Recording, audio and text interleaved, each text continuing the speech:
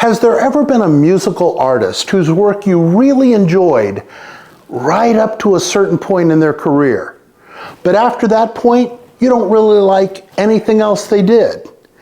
I refer to these as cliff artists because for me, they all reach a point where my interest in them falls off a cliff. Today, I'm going to tell you who my cliff artists are. Hey there, Swan Shadow here. Welcome back to the nest. Cliff artists, those bands or solo performers whose music truly connects with me at the beginning of their career. But there's a moment when something changes and I completely lose interest in their output from that point forward. It's as though they fall off a cliff for me. The cliff can happen for a variety of reasons, but I'm focusing specifically on situations where the artist's music just stops resonating with me. They may have continued on to great commercial success. In fact, in at least a couple of instances, my cliff artists were hugely successful after they fell off my personal cliff.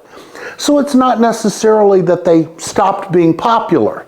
It's just that I stopped liking the music they put out. Just to be clear, these are not artists who had one or two albums in the middle of their catalog somewhere that are their only releases I enjoy. That's a topic for another video. Note to self, let's do a video about artists who only did one or maybe two albums that I like. Cliff artists are specifically those that I was on board with from the very start of their career. But there comes a time when we just have to go our separate ways. And with that, let's see who wound up at the bottom of the cliff. Aerosmith, a band that throughout the 1970s was rightly considered the greatest American rock band. And then 1979 happened. The band, and in particular lead vocalist and lyricist Steven Tyler, were heavily into drug abuse. There were conflicts with the band's label, the band's management, and the band members themselves. Lead guitarist Joe Perry quit in the midst of production and wouldn't return to Aerosmith for another 5 years. Second guitarist Brad Whitford, along with 3 other session players, completed Perry's unfinished guitar tracks. Tyler eventually pulled himself together sufficiently to write lyrics to music that Perry had written. The band threw in a handful of lame cover tunes and called it a day. The resulting album, Night in the Ruts, was just okay, especially compared to the greatness of the band's first 5 albums. Okay, so Aerosmith's 5th studio album and the immediate predecessor to this one, Draw the Line, wasn't all that great, but still pretty good. More significantly, Night in the Ruts would be the last Aerosmith record I cared anything about. The band spent the next 4+ decades frittering away the cachet of being America's greatest rock band, churning out embarrassingly cheesy dreck that nevertheless sold millions and played incessantly on the radio. And yes, I know a lot of people love the latter era of Aerosmith. If that's you, that's absolutely fine. We all enjoy what we enjoy. But for me, Aerosmith fell off a cliff in 1979, and they never recovered. I love Def Leppard's first 3 albums. To my mind, they rank among the finest collection of hard rock recordings that have ever been created. And I'm mostly at peace with their 4th album, Hysteria, although I never need to hear Pour Some Sugar on Me again in this lifetime. For me, Hysteria suggests that Def Leppard learned the wrong lessons from the preceding album, Pyromania, and cranked up to excessive levels the weakest traits of that record. But it's still pretty entertaining. And I give the band some grace because a lot happened during the 3 years between Pyromania and Hysteria. Drummer Rick Allen famously lost his left arm in an automobile accident and had to completely rethink how to play the drums, as well as how his drum kit itself could be adapted to his new limitations. Guitarist Steve Clark was descending into the cycle of addiction that would ultimately end his life in 1991. The band rode a carousel of producers. Mutt Lange, who'd produced the prior two albums, started the project and then bowed out due to burnout. Jim Steinman, best known for his partnership with Meat Loaf, came in and had a completely different approach from Lange. But he couldn't mesh with the band and they fired him. The band members tried producing the album themselves with predictably disastrous results. Eventually, Lange returned and managed to get the album finished. And of course, it sold millions. Then, 5 years later, came Adrenalize. Steve Clark had passed away in the interim, leaving Phil Collen to record all of the guitar tracks. Without Lange, who still received an executive producer credit for some reason, the band produced the new album themselves. And, well, it's terrible. Like Hysteria before it, Adrenalize takes all of the lesser characteristics of Pyromania, turns them up to 11 without any of the power and songwriting facility that made Pyromania such a classic. The songs on Adrenalize are so lifeless and paint by numbers that they could have been written by ChatGPT if ChatGPT had been created 30 years earlier. There is literally not a single memorable track on this album. As I sit here, I can't recall what any of the songs sound like. And I just listened to the album earlier today. After the Adrenalize experience, Def Leppard and I were done, at least as far as new material is concerned. I'll stick with those first three classic albums. Thank you very much. In the early 1970s, when I was first getting into music, Chicago was one of my favorite bands. In fact, the first album I recall buying with my own money was a Chicago album. I believe it was Chicago 5, the 1972 release with Saturday in the Park as the lead single. Chicago, along with the Doobie Brothers, Steely Dan, and Bachman Turner Overdrive, was one of the bands that helped guide my musical sensibilities away from the Beatles that I grew up with and my parents' soul and jazz records into a more rock direction. Now, you're probably thinking, I know where the cliff is with Chicago. Hot Streets, the band's 1978 album that was its first following the tragic death of guitarist Terry Kath. But you'd be wrong. As dreadful a record as Hot Streets is, and it is dreadful, for me, Chicago drove off the cliff one album before that, with the 1977 album Chicago 11. I don't like anything about Chicago 11. I don't like Peter Cetera's hokey single, Baby What a Big Surprise, which is basically a recooked mashup of songs he'd written for the band before. The other two singles, Little One and Take Me Back to Chicago, both written by Danny Seraphine, are boring and forgettable. And even though Terry Kath sings lead on 4 of the album's tracks, including Little One, only Mississippi Delta City Blues, which leads off the album, really showcases Terry's enormous talent.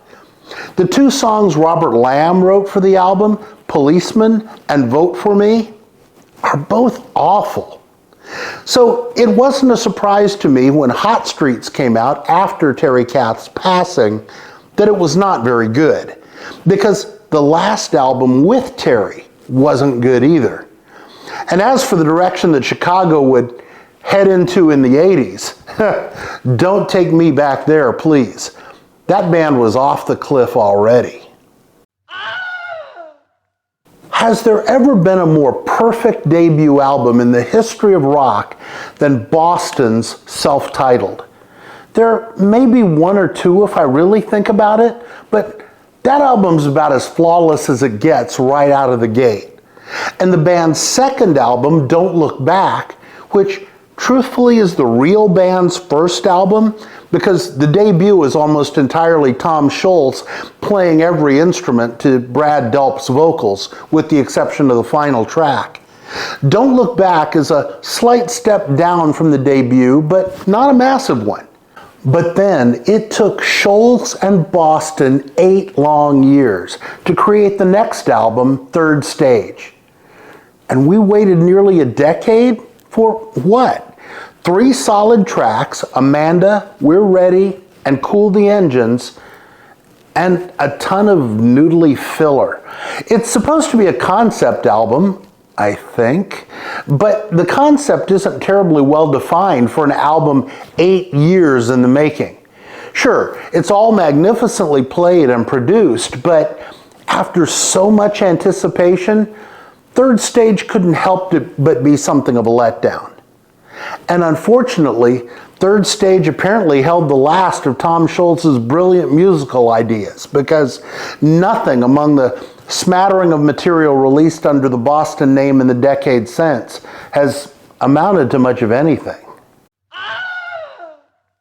I know that in 2025, Foreigner has become something of a joke, a touring act that includes none of the founding members. Well, except for the craziness where they've been employing 4 different lead singers for different tour dates, one of whom is returning original vocalist Lou Gramm, who, it pains me to say this, should probably just sail off into the sunset and enjoy retirement.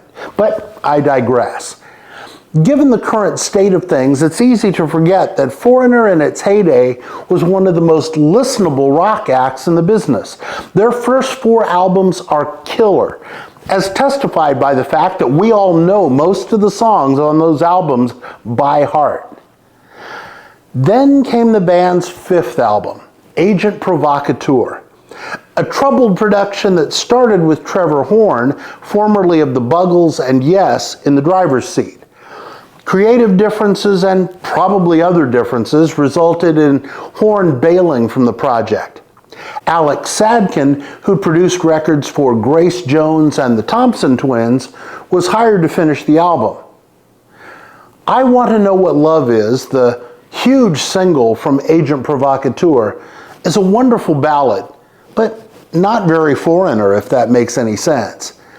The other radio release, That Was Yesterday, describes itself almost perfectly by its own title. There are a couple of decent rock tracks here. Tooth and Nail is the primary standout. But most of the songs sound like stuff we'd heard Foreigner do several times over by this juncture. Nothing here gives any indication that the band had any creative juice at all left in the tank. And subsequent albums would prove this to be the case. Over the cliff they go. I've saved what might well be my most controversial Cliff artist for last, and it's a biggie, Bruce the Boss Springsteen. I loved, and still love, even if I don't cue them up to listen to all that often anymore, Springsteen's first 4 studio albums. I'm not as enthusiastic about his 5th album, The River, which, like most double albums, would likely have been far better edited down to a single disc. But okay, I get it. The man has a wealth of ideas.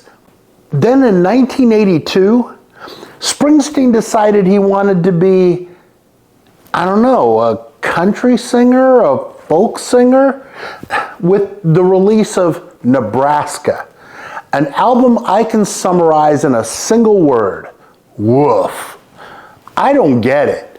And I'm probably not the target demographic, so maybe I'm not supposed to get it. But to my ear, Nebraska is unlistenable.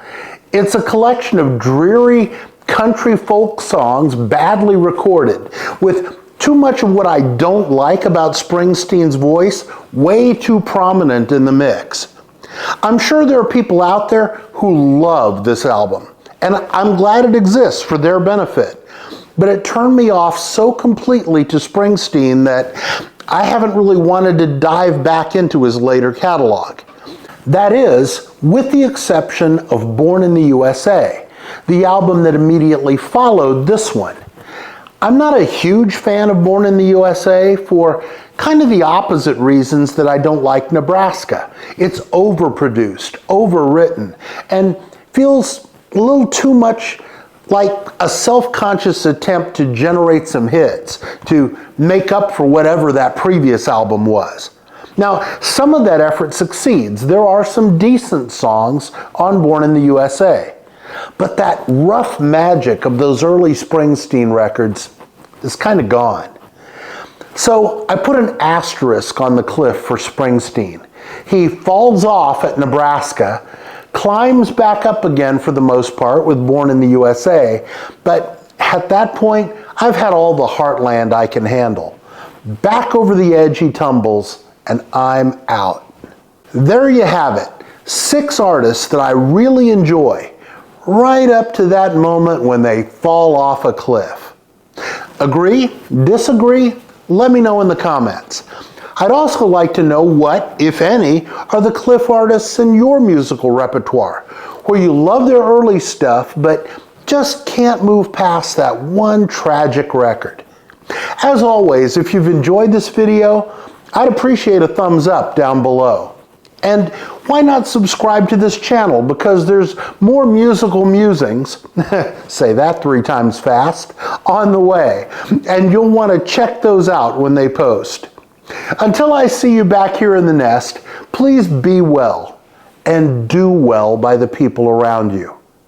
And the question remains, is there gas in the car? Yes, there's gas in the car.